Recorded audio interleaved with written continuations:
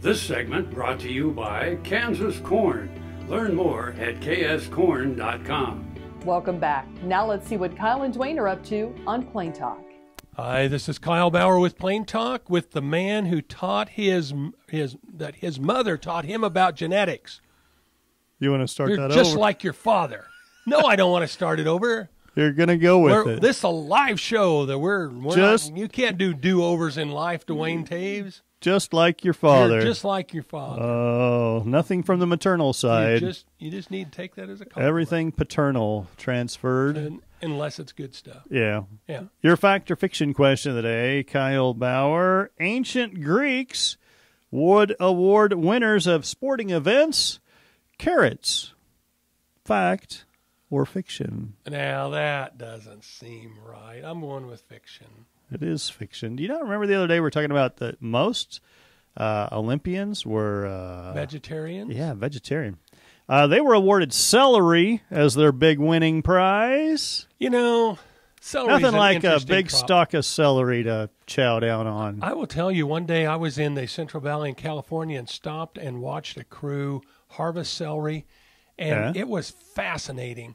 There was pretty quick with a knife, were they? Well, I tell you, that tractor did not go very fast, and there was about 30 people picking about 12 rows, and one guy would pick 2 rows, and he would put it up on a stand where a lady was sitting there with kind of at a sink type thing. Right. And she would wash it off and hand it to an next person who would shove it in a bag. They'd put it up to the guy on the conveyor. All of them would come together. The guy on the conveyor would put them in the box.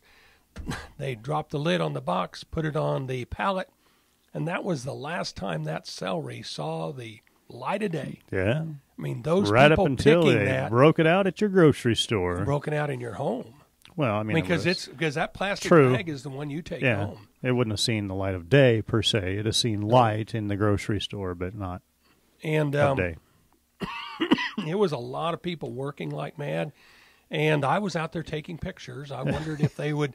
I kind of invited myself. They didn't hail you over for help? I walked across the field about. Probably looked at that old boy and said, "Yeah, I ain't gonna trust him with a knife." Well, no, they didn't ask me to help. So the guy at the ground level, did he just cut it at the base and pitch it up?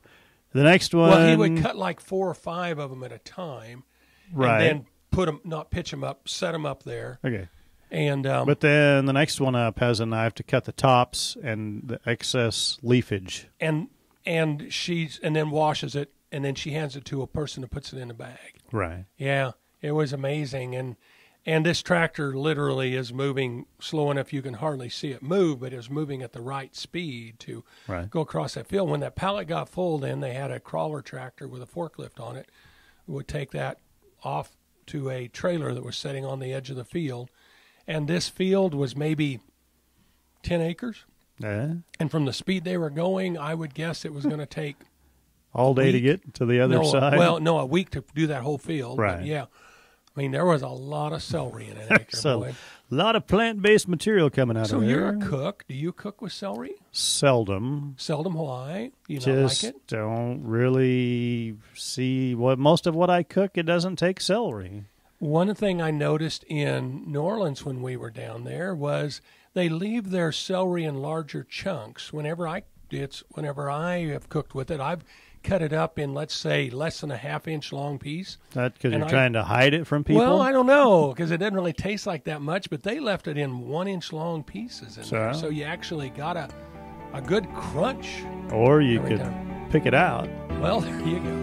Thanks for joining us. I'm your host, Jamie Bloom, and I hope you enjoyed today's show. See you next week on Farm Factor. Closed captioning brought to you by Ag Promo Source. Together we grow. Learn more at agpromosource.com.